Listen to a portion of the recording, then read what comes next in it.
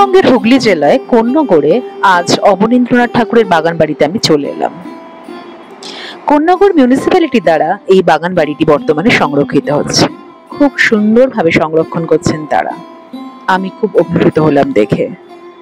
রবীন্দ্রনাথ ঠাকুর এবং সৌদামিনী দেবীর পুত্র অবনীন্দ্রনাথ ঠাকুর ছিলেন রবীন্দ্রনাথ ঠাকুরের ভাইপো।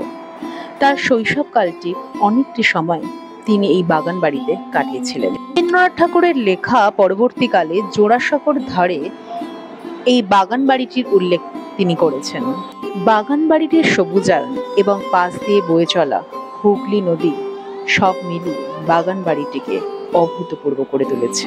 বেঙ্গল স্কুল অফ আর্টসের প্রতিষ্ঠাতা ছিলেন অবনীন্দ্রনাথ ঠাকুর। তিনি অবন ঠাকুর নামেও জনপ্রিয় ছিলেন। লেখা বুড়ো আংলা, নালক এবং ক্ষীরের পুতুল ছিল বাংলা ভাষা সাহিত্যের, প্রধানত শিশু সাহিত্যের এবং শিল্পের ল্যান্ডমার্ক। অবনীন্দ্রনাথ ঠাকুরের চিত্রকলার পাঠ শুরু হয় তৎকালীন আর্ট স্কুলের শিক্ষক ইটালীয় শিল্পী গিলার্ডির কাছে। তার কাছে তিনি শেখেন ড্রয়িং, প্যাস্টেল এবং জল রং। এই বাড়িটির ভিতরে অনেক সুন্দর সুন্দর আঁকা ছবি ছিল। ভারত মাতা এবং শাহজাহানের মৃত্যু তার উল্লেখযোগ্য কাজ ছিল। দূরেই দেখা যাচ্ছে সেই ভারত মাতার ছবিটি।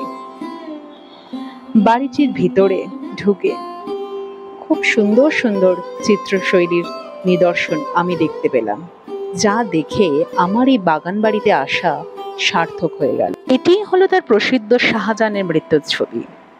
আশা করি আমার পেজ প্যাশনেট এক্সপ্লোরারে বাগান বাড়ির যে ভিডিওটা তুলে ধরেছি সেটি আপনাদের ভালো লেগেছে।